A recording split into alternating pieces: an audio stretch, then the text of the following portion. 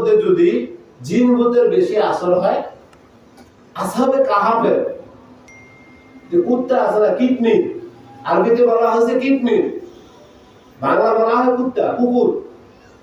এই আসহাবে কাহাফের মধ্যে যে সূরা কাফের মধ্যে আসহাবে কাহাফের যে কুকুরটা, তার নাম কিডনি। শুধু কিডনি লিখে যদি একটা কাগজের মধ্যে ঘরে ঝুলিয়ে দেওয়া হয়, ওই ঘরের মধ্যে জিন ভূতের আসর থাকবে না।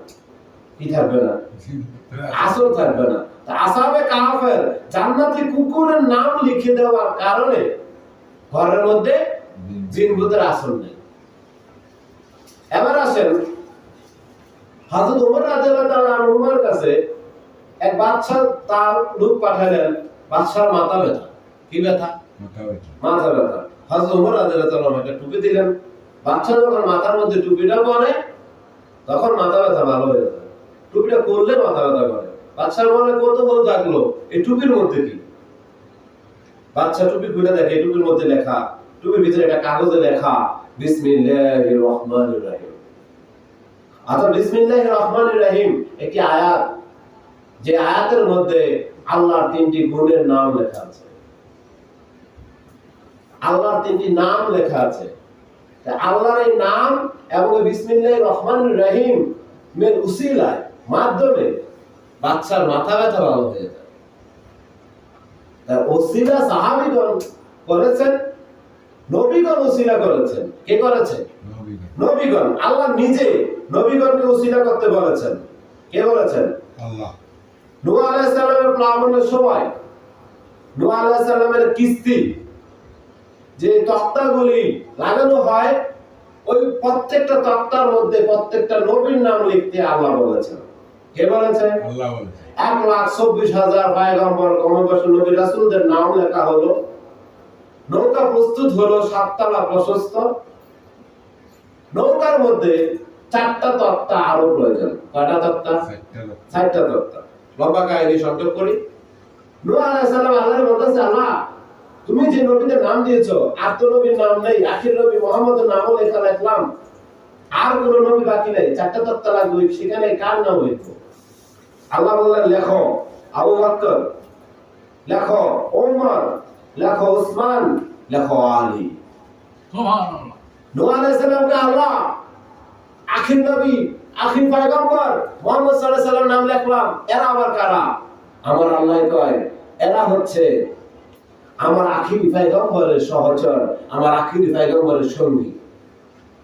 এই যে দেখেন, নূহ আলাইহিস সালামের কিস্তি প্লাবনের মধ্যে রক্ষা করার জন্য আল্লাহ নিজে পয়গম্বরদের নামের উসিলা করতে বলেছেন, এবং শুধু পয়গম্বর দিয়ে শেষ করেন নাই, পয়গম্বরের সাহাবীর নামও উল্লেখ করা হয়েছে। সুবহানাল্লাহ। এখন আপনি উসিলার বিরোধিতা কিভাবে করবেন? যারা আপনাদের পকেটে ডলার দিয়ে কিনেছে, নবীর বিপক্ষে কথা বলেন আর নবীর উসিলা নিয়ে করা যাবে না বলেন, তারা তো উসিলা করতেছে। তারা বলতেছে, এসো ঈশ্বরের পুত্রের কাছে এসো, যত পাপ করো তোমার পাপ ঝরে যাবে, আত্মা পবিত্র হয়ে যাবে পবিত্র আত্মার কাছে আসলে। এরা তো উসিলার কথা বলতেছে। মাধ্যম মানে হচ্ছে উসিলা।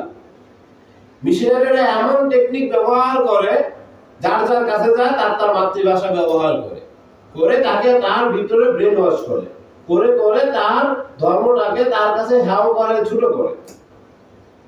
এখন আমাদেরকে জানতে হবে, বুঝতে হবে, খুব কেয়ারফুল থাকতে হবে। কারণ যারা নবীর প্রেমের বিঘ্নতা সৃষ্টি করে, আহলে সুন্নাত ওয়াল জামাতের আকীদার বিরোধিতা করে, আপনাকে বুঝতে হবে এটা ওইখান থেকে এসেছে। আচ্ছা, আপনি যদি কোন জায়গায় দেখেন হাড়িভাঙা আমের মতো, আপনাকে বুঝতে হবে এই আম গাছের আমের বীজটা হাড়িভাঙা আমের জাত, ওইখান থেকে এসেছে। আপনি যদি কারো বাড়িতে আম খেয়েছেন, সেখানে দেখেন যে ফজলি আমের স্বাদ পাচ্ছেন, তখন আপনাকে বুঝতে হবে এই আম গাছের বীজটা ফজলি আম থেকে এসেছে। কারো বাড়ির গাছের আম থেকে যদি আপনি ল্যাংড়া আমের স্বাদ পান, তখন আপনাকে বুঝতে হবে এই গাছের বীজটা ল্যাংড়া আম থেকে এসেছে। যখন যার মুখে শুনবেন আহলে সুন্নাত ওয়াল জামাতের আকীদার বিরুদ্ধে কথা, বুঝবেন তার ভিতরে ওই কথার বীজটা সেখান থেকে এসেছে। ইবনে তাইমিয়া, আব্দুল ওয়াহাব নজদি, তাদের আকীদা থেকে তাদের ভিতরে ওই বীজটা এসেছে। তারা বলে যে ওসিলা করা যাবে না। কি করা যাবে না? ওসিলা করা যাবে না। সৃষ্টির শুরুতে ওসিলা, শেষেও ওসিলা। আল্লাহ বলেন, আমি যখন বলবো ইসরাফিলকে সিংহে ফুৎকার দাও, তখন পৃথিবী তুলার মতো ছোট ছোট আকার হয়ে ভেঙে তছনছ হয়ে মহাকাশে উড়বে। পৃথিবী ভেঙে তছনছ হয়ে মহাকাশে উড়বে। আমরা সবাই মরে যাব, সবাই প্রাণহীন হয়ে যাব, কারো প্রাণ থাকবে না। কেন? আল্লাহ নিজে সিংহে ফুৎ দিলেন না। ইসরাফিল কেন? আল্লাহ নিজে তো মাধ্যম দিচ্ছেন, আল্লাহ হুকুম করতেছে। ইসরাফিল ফুৎকার দিবেন, তখন আমরা সবার অস্তিত্ব থাকবে। আবার যখন ইসরাফিল ফুৎকার দিবে, সর্বপ্রথম আমার আপনার নবী মুহাম্মদ সাল্লাল্লাহু আলাইহি ওয়াসাল্লাম জাগ্রত হবে, হয়ে বলবে, আয়া উম্মতি ইয়া উম্মতি, আল্লাহ আমার উম্মত কই, আল্লাহ আমার উম্মত কই। তখন জিবরাইল আলাইহিস সালাম বলবে, ইয়া রাসূলুল্লাহ, আপনি শান্ত হন, আপনার উম্মত এখনো ঘুমিয়ে আছে, তারা জাগ্রত হবে। ইসরাফিল আবার যখন ফুৎকার দিবেন, তখন সকলে জাগ্রত হবে। বলেন সুবহানাল্লাহ। এবার আমরা সবাই ইয়া নাফসি করতে থাকবো, যতক্ষণ পর্যন্ত না আমার নবী আল্লাহকে সেজদা দিয়ে রাজি খুশি করতেছেন। আল্লাহ থাকবে রাগান্বিত, কারণ বান্দা এত অন্যায় করেছে, যার কারণে আল্লাহ পৃথিবীকে নাশ করে দিয়েছেন এবং দিবেন। তুলার মতো উঠতে থাকবে এই পৃথিবী, খণ্ড বিখণ্ড হয়ে। আল্লাহ এত রাগ হবেন, এত ক্রোধ হবেন, কাহার রূপ ধারণ করবেন, সেই আল্লাহকে রহমানুর রহিমে ফিরিয়ে আনবেন মুহাম্মদ সাল্লাল্লাহু আলাইহি সাল্লাম সেজদার মাধ্যমে। বলেন সুবহানাল্লাহ। তো শরীয়তের কথা শরীয়ত দিয়ে বললাম। আমাদেরকে বুঝতে হবে, মাতা পিতার দায়িত্ব হচ্ছে সন্তানকে দ্বীনের শিক্ষা দেওয়া। কি দেওয়া?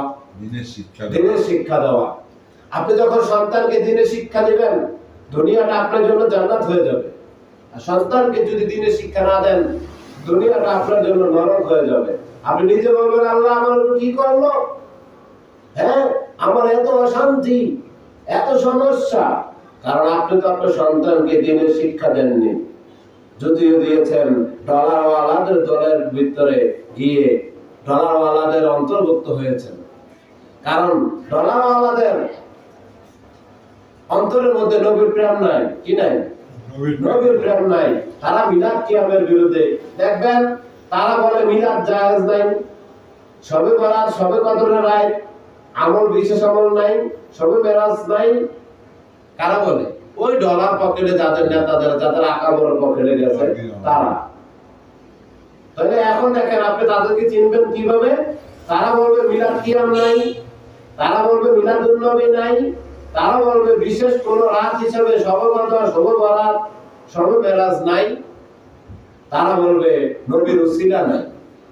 এসব ব্যক্তিরা হচ্ছে তাদের ওই আকাবর, যারা মিশনারি পশ্চিমাদের ডলার পকেটে নিয়েছে, যারা ইসলামকে নবীর, ইসলাম থেকে নবীর প্রেমকে উঠিয়ে নিয়েছে, তাদের আকাবর থেকে তাদের জেনারেশন এসেছে, তারা তাদের অনুসরণ করেছে। যারা এসব কথাগুলি বলবে, জেনে নেবেন তারা, তাদের দল, তাদের আকীদা সেদিকে চলে গেছে। সেজন্য আমি বলবো, আকীদা ফিরিয়ে এনে তওবা করা প্রয়োজন। কি করা প্রয়োজন? তওবা করা প্রয়োজন। এবার দেখেন আমি আরেকটা বলি, যারা পশ্চিমাদের ডলার পকেটে নিয়ে নবীর প্রেম উঠিয়ে নিয়েছে, ওসিলা করা যাবে না, তাদের অনুসারীরা কি বলে? আবার দেখেন, তাদের অনুসারীরা বলবে আপনাকে, মসজিদটা উন্নয়ন হয়েছে আপনাদের মাধ্যমে, আপনাদের সাহায্যে। কোন এক মসজিদে নেবেন না, আমাকে আল্লাহ অনেক জায়গায় ঘুরায়, আমি বিভিন্ন মসজিদে যাই, কোন এক মসজিদে নিয়ে ফেতনা সৃষ্টি করবেন না।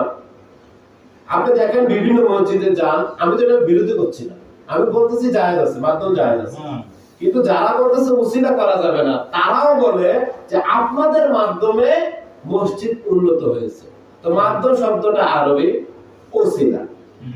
তো এখন এই কথাটা তো আমরা অনেক মসজিদে শুনি, অনেক মসজিদে শুনি না? শুনি। এবার আছেন মাদ্রাসা। কি? মাদ্রাসা।